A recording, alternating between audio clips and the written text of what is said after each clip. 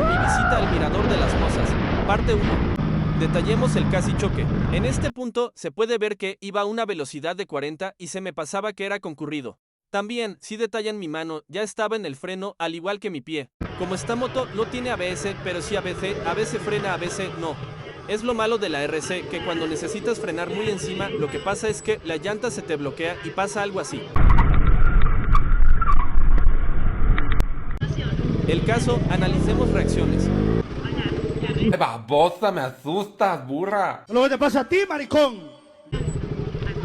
Huevón, hijo de puta. En el siguiente video les muestro más sobre el Mirador.